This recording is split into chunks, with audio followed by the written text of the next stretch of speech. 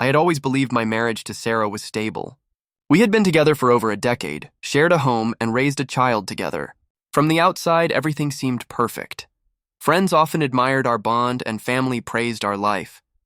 But over the past months, subtle signs began to unsettle me. Late nights, secretive phone calls, and vague excuses about her whereabouts. Deep down, I felt a growing unease, a sense that something was off. One evening, Sarah sat me down and made a request that completely shocked me. She wanted an open marriage. At first, I thought she was joking, but the seriousness in her eyes quickly erased any doubt. I was stunned. I couldn't fathom how she could even suggest this. I loved her, and the very thought of her being with someone else made my stomach churn. I refused outright. I told her I wanted a faithful marriage, a commitment based on trust and loyalty. That night, our conversation ended in tension, but I thought we could navigate through it. I had no idea how far things would go. A few weeks later, the signs I had ignored became undeniable. Sarah was cheating. I noticed the late-night texts, the hidden phone, and the unfamiliar names appearing in conversations. My heart sank, but I knew I needed proof. I began documenting everything, messages, emails, and any evidence I could gather. Every detail mattered, the dates, the planning, the audacity of her deception. I needed irrefutable evidence, not just for legal purposes, but to reclaim control and ensure she faced the consequences of her actions. Once I had the proof, I confronted Sarah. I laid out the evidence calmly, without shouting or drama, making sure she understood that her choices had consequences. She was initially defiant, trying to justify her actions, claiming she needed freedom or excitement. But the truth was clear. She had betrayed our marriage, and there was no justification for that. I filed for divorce immediately. Custody arrangements for our child were my top priority, ensuring stability and emotional security. Financial settlements were calculated not only according to legal obligations, but also reflecting the emotional damage caused by her betrayal. Sarah had gambled with trust, loyalty, and family, and she lost completely. But the universe had its own way of delivering justice. Not long after, karma struck in a way I couldn't have planned but felt deeply satisfying. The man she had been seeing turned out to be married as well, and he soon faced exposure from his own spouse. Their affair was revealed publicly, leaving Sarah humiliated and fully accountable for her choices. I watched as the arrogance and audacity she had displayed crumbled under the weight of consequences she hadn't anticipated.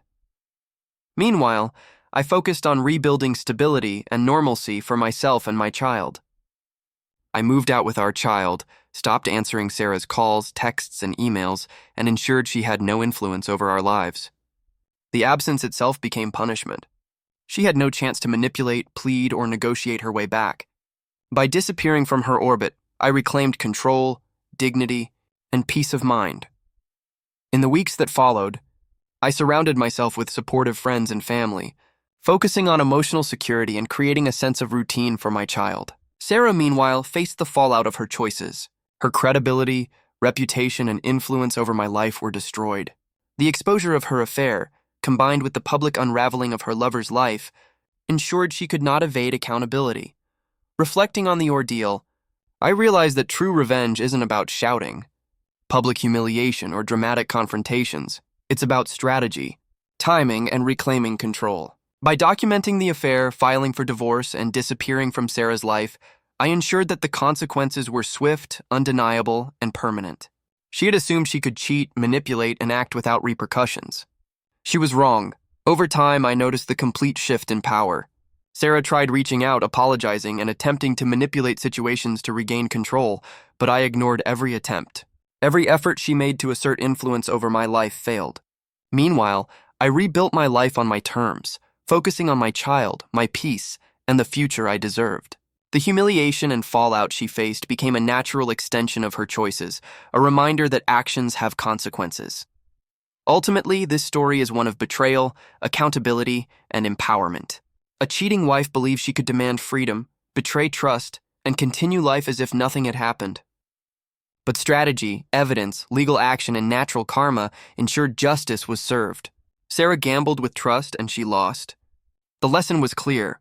Betrayal has consequences, and some actions cannot be forgiven, forgotten, or ignored. This experience also taught me an important truth.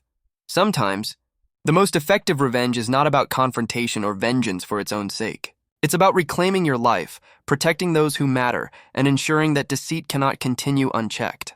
By acting decisively, I turned a situation filled with betrayal and heartbreak into a moment of empowerment, learning that the ultimate justice often comes from reclaiming your own dignity and control.